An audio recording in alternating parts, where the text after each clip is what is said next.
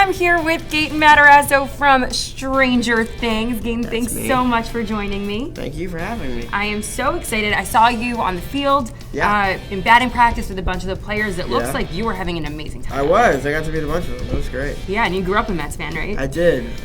So you grew up in like Phillies territory, I South did. Jersey. I'm from South Jersey. I'm from Ocean County.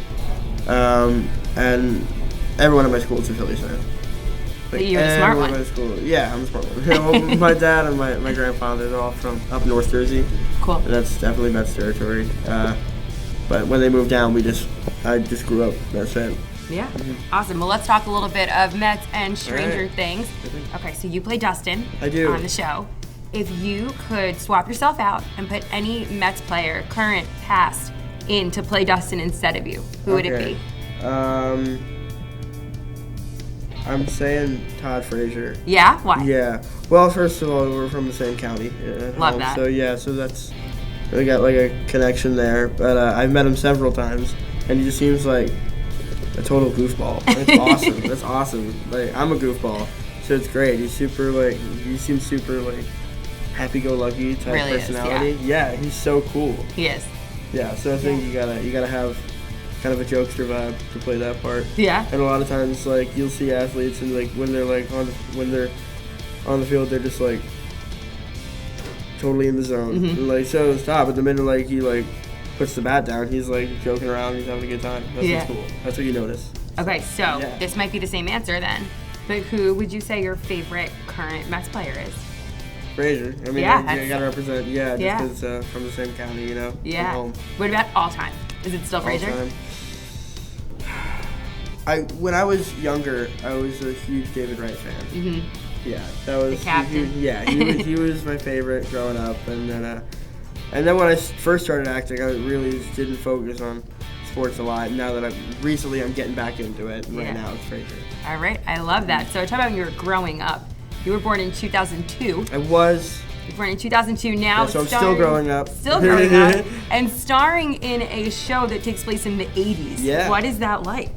It's cool. I mean, it's not as weird as a lot of people assume it might be. A lot of people ask if it's hard to get into that time period, but it's set up so perfectly. The way they design, the way they write, and even your costumes. Like, you're literally wearing the time period. Yeah. And it's really cool. They play the music on set. They not just like randomly on set, but like they play it in certain shots depending on if there's dialogue or not, which is cool. And they make it really easy to get into the zone. And it's not like, a lot of people think it's really crazy when we say that we were aware of like what happened during the 80s.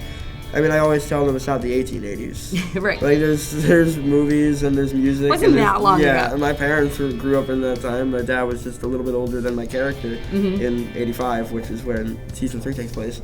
So, I know how life was. I'm told, at least, and I've seen all the movies that are required to be a social citizen of the world. You need to see certain movies, and I've seen pretty much all of them. There you go. Yeah.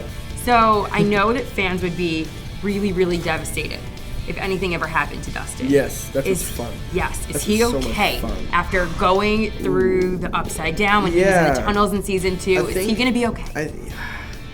There's a lot. I see some cool theories and stuff about the one scene where they're in the tunnels. Spoilers. Where they're in the tunnels for in season 2, and there's a scene where I guess you could do this. It sounds so gross, but like the spore sack. Like, there's like spores that like float around the upside down. I don't even know exactly what they are. They probably explained it, and I just forgot. But I don't know exactly what they are. I think they're like some type of like seed or something that like floats around. I don't even know. But there's this sack that's in the tunnels that like spews these spores, which are actually dandelion seed. In the first season, it was all CGI, but in the second season, they used dandelion seed, which is really cool. But the sack like just burst a bunch of spores at my face, and Hopper gets stuck in there without any protection on his face for a couple hours, and so there's a lot of speculation that him and Dustin are sick in some way, which is cool. I like hearing about that. Well, I hope he's not sick. Yeah, me too. I want him to be okay. I want him to be okay too. Yeah, I just think it's cool. They touch on everyone kind of being not okay anymore after what happened. Okay. Not necessarily physically, but yes, physically, everyone's kind of a little bit messed up after what's going on. But I think they really do touch on the emotional aspect of it, the PTSD from it. That's what's really exciting. To go into it, that's what's really cool to play, because everyone's trying to hold on to that sense of normalcy that they had. But since everything just keeps continuing, nothing seems to stop it. Yeah. Obviously something happens in season 3. We wouldn't have a plot if something didn't happen that related at all to the prior seasons. But so they're all just trying to get through it together and trying to keep hold of what's been going on. It's really hard. Yeah. For them. You talked about emotions. I know you mentioned PTSD. Let's talk about love. So things are heating up. Ooh. Things are heating up between Mike and 11. Yes. They're heating up between Max and Lucas. Yes. What about Dustin? You got your eye on anyone? What about Dustin? What about Will? What about Will? What about Hopper? Joyce? These are questions. I don't know. You got your eye on anyone as Dustin? What about Steve? Does Dustin have his eye on anybody? They touch on the subject. Okay, so I guess we'll figure it out. Yes, you did figure it out. They touch on the subject about his motives when it comes to the whole romance. Romance. We'll see then. It's exciting. He's still a little bit upset about everything that happened with Max, because he was interested in her and she picked his best friend, which is really screwed up. But it's you can't get mad at her, obviously. Right, and who hasn't been there? No, exactly. But his best bud, that's cuts deep. That cuts deep. It does. Yeah. All right. Well, Gaten, thank you so much for sitting down. So excited for the premiere of season 3. It was awesome. And we will see you guys soon back here at Citi Field.